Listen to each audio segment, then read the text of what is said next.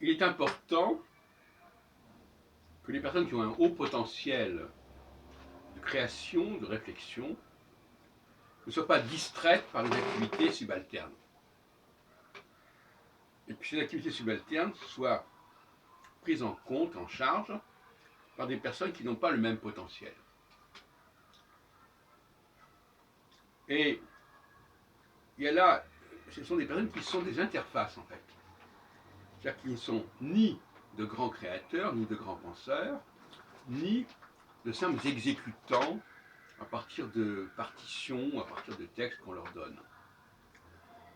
Donc ils vont permettre de passer du stade de l'oralité, de la réflexion, comme ça, libre, au stade de la formulation écrite, figée, propice à l'utilisation de machines et de comportements mécaniques et machinaux. Et il faut réhabiliter cette population que j'ai appelée des secrétaires, des scribes, parce qu'ils sont au-dessus des interprètes et au-dessous des créateurs, et par conséquent, c'est une population qu'il faut développer, une vocation qu'il faut développer. Or, je ne sais pas, quand on demande aux gens, aux enfants, ce qu'ils veulent faire, est-ce qu'ils vont dire je veux être secrétaire d'un grand écrivain, ou d'un grand compositeur, ou d'un grand penseur? Tout le monde veut être partout, tout le monde veut être au même endroit, tout le monde veut être au top, et il y a des solutions intermédiaires qui sont à proposer. Par exemple, dans le domaine musical, on peut avoir des écoles qui forment à la reconnaissance des sons. C'est-à-dire qu'ils sont capables, à partir d'un premier document musical spontané, original, de le transformer en un document écrit. Or, aujourd'hui, beaucoup d'interprètes en sont incapables. Et donc, ça montre bien que ce n'est pas la même compétence.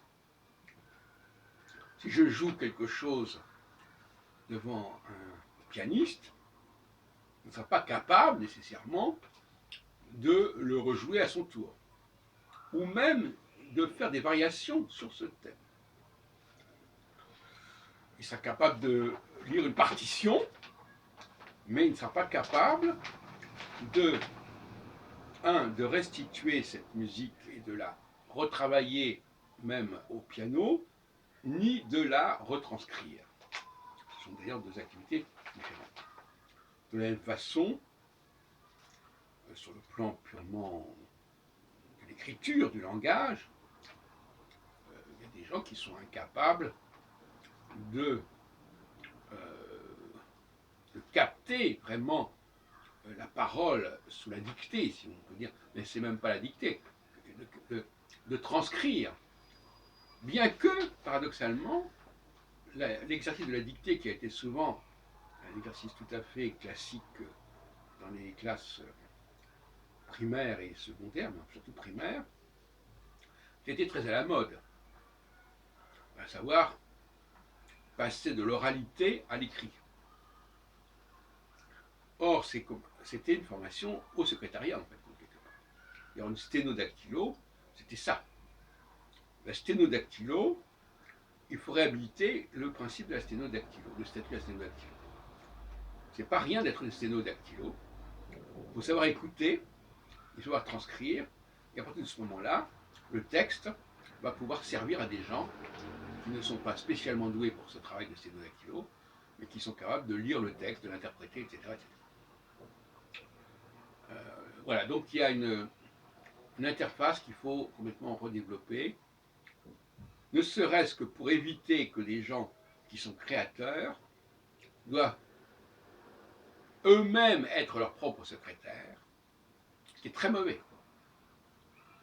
Parce que là, il y a une sorte de mélange des genres et de distraction, c'est-à-dire de sortir des rails en quelque sorte, pour une activité d'un autre niveau. Et donc sur le plan cérébral, c'est une façon de disperser ces énergies. Ce qui est fâcheux.